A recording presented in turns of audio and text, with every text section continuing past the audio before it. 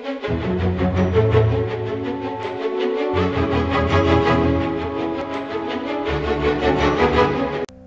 Viewer, আসসালামু আলাইকুম। আজকে আমরা দেখব মাইক্রোসফট অফিস 2010 এর অনুসন্ধান প্রোগ্রামটি। প্রথমে আপনারা একটি ওয়ার্ড ফাইল খুলুন অথবা আমাদের যে সেভকৃত ফ্লাওয়ার ডকুমেন্টটি আছে সেটা ওপেন করছি।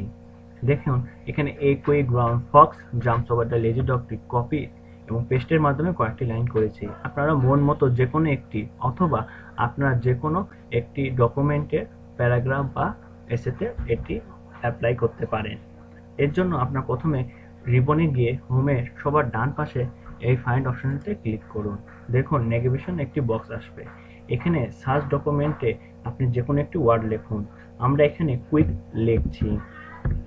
দেখুন কুইক লেখার পর যে অংশটিতে কুইক আছে সেখানে হলুদ রং হয়ে হাইলাইট করে দেখাচ্ছে।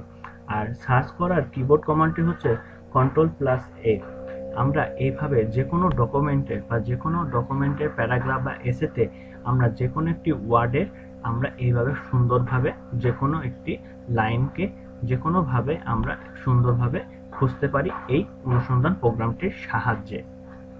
ধন্যবাদ।